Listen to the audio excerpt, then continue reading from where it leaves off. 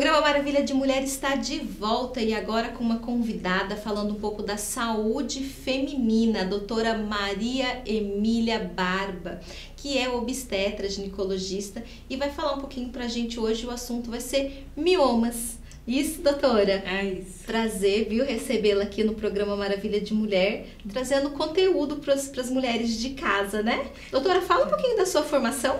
Então tá, muito obrigada, estou muito feliz de estar participando. Eu sou ginecologista e obstetra, especialista em uroginecologia, que é uma especialidade que cuida de incontinência urinária, perda de urina e prolapso genital, colposcopia e HPV, que é um exame que avalia o colo do útero e faz prevenção de câncer de colo de útero, vagina e vulva, e esteroscopia, que é um outro tipo de exame que avalia a parte interna do útero.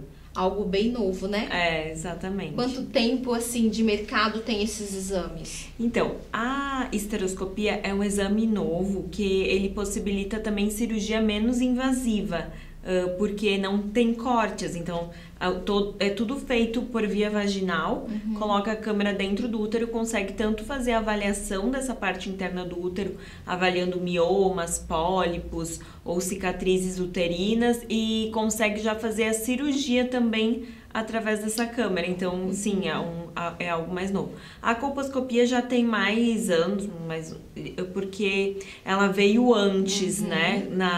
Ela ajuda ao tratamento do câncer de colo de útero, porque ela faz um diagnóstico mais preciso, mais precoce. Exato. E aí você traz qualidade de vida para esse paciente, né? Exato. Que descobre muito antes, mais cedo, com mais certeza. cedo. É muito bom fazer todas essas avaliações. De quanto em quanto tempo? Qual a periodicidade? Então, o preventivo, que é o famoso Papa Nicolau, a gente preconiza fazer uma vez por ano. A colposcopia a gente faz quando o Papa Nicolau está alterado ou teve alguma coisa no exame físico que chama atenção. E daí precisa fazer essa avaliação mais minuciosa. A colposcopia é um exame feito no consultório, que é uma avaliação com microscópio do colo do útero. Se caso tiver alguma alteração, daí vai mudar. Dependendo da alteração, a gente passa a fazer de 6 em 6 meses ao invés de 1 ano. Certo. Já no caso da esteroscopia, ela é mais reservada para quando tem alguma alteração no exame do ultrassom transvaginal, ou investigação do sangramento pós-menopausa, ou sangramento uterino anormal, ou investigação de infertilidade. Aí faz todo esse check-up. Exatamente. E hoje, então, nós vamos falar sobre mioma. O que são os miomas? Então, os miomas são tumores benignos do útero. Eles nascem benignos e morrem benignos. Eles não viram câncer. Muita gente tem muito medo, né? Quando fala, minha médica falou que tô com mioma, vou morrer. E não é assim, né? Não é assim. 75% das vezes eles são assintomáticos. E eles são extremamente prevalentes. 20 a 40% das mulheres têm miomas. E assim, quais são as idades que costumam aparecer? Então, ele é mais comum na 3ª e 4ª década de vida. Então, em torno dos 40 anos é a idade mais comum. Mas tem meninas que têm também? Tem até adolescente que tem, mas não é tão comum. É mais comum mais pra frente na vida. E como a gente consegue identificar esses miomas? Então, eles podem ser encontrados no exame físico, quando o médico vai fazer uma avaliação, faz o toque bimanual, que é aquele toque que coloca 2 dedos dentro da vagina e a mão aqui no abdômen, e vê que o tamanho uterino está aumentado. Ou quando a paciente está sentindo muita cólica, muito sangramento, e vai fazer um ultrassom e daí acaba sendo identificado no exame de ultrassom. Quais são os tratamentos?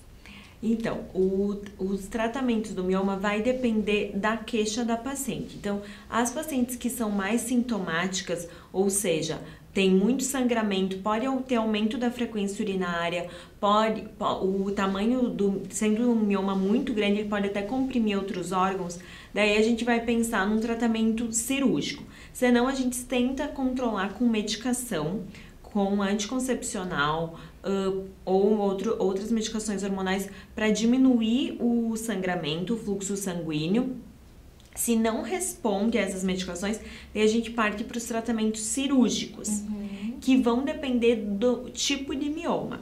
Porque existem 3 tipos de miomas. Certo. Existem o mioma submucoso, que é o que fica na parte interna do útero.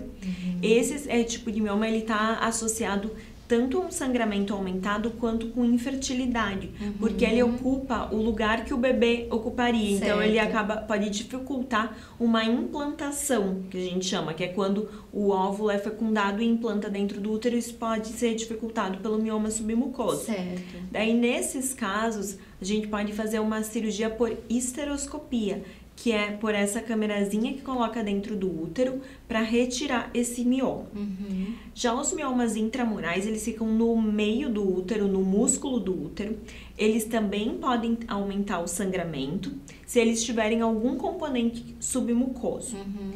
E existem os miomas subserosos, que são os miomas que ficam para fora do útero, como se fosse um Mickey Mouse, sabe? Sim. As orelhinhas do Mickey, seria um mioma subseroso. Esse mioma, ele costuma dar menos sangramento, tá? O que pode acontecer quando ele cresce muito, ele pode comprimir algum órgão, ou pode aumentar a frequência urinária, dependendo da localização dele, se estiver na parede anterior do útero. E daí, nesse tipo de mioma, quando ele precisa ser operado por estar com um tamanho muito aumentado, a gente pode fazer uma miomectomia, que é a retirada só do mioma. Certo. Para as pacientes que já têm prole constituída, ou seja, já tem o número de filhos que queria ter, e precisa partir para o tratamento cirúrgico, a gente prefere a retirada do útero. Por que isso?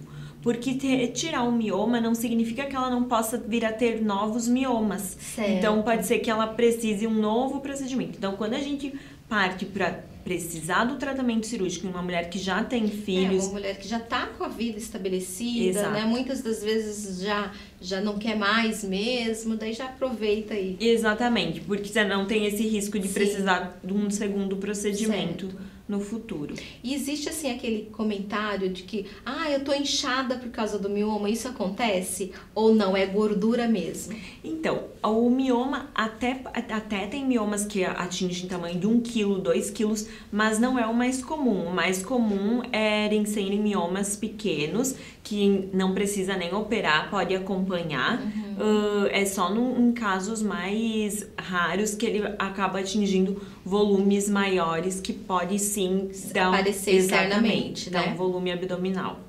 Doutora, e existe um perfil de mulheres que contraem mais miomas? Então, sim, as mulheres que a gente chama nuligesta, ou seja, que nunca tiveram filhos, acabam tendo mais mioma. As mulheres obesas também têm mais mioma. E a raça negra também tem mais mioma.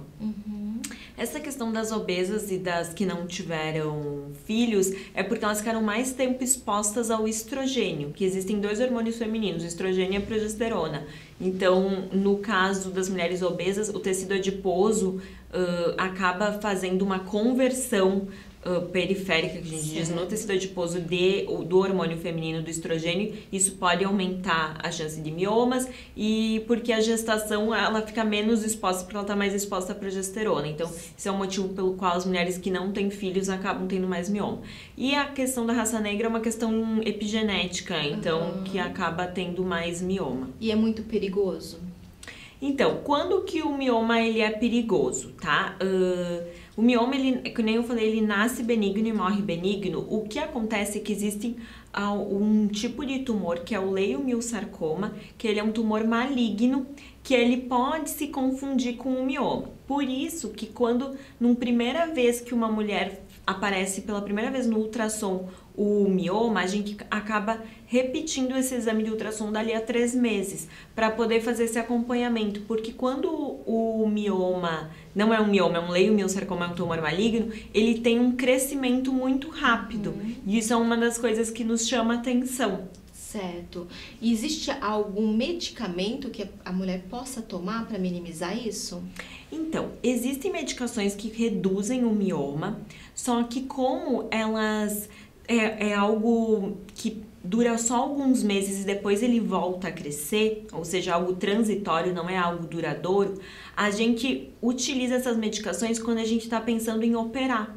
Porque às vezes vale a pena diminuir o tamanho do mioma antes da cirurgia para diminuir perda sanguínea e ficar a cirurgia com menos risco, entendeu? Mas não para ficar usando, eu quero uma medicação para reduzir o mioma, porque ele vai voltar a crescer depois que passar o efeito dessa medicação. Doutora, e quem passa por essa cirurgia de retirada, né? Ela prejudica na relação sexual?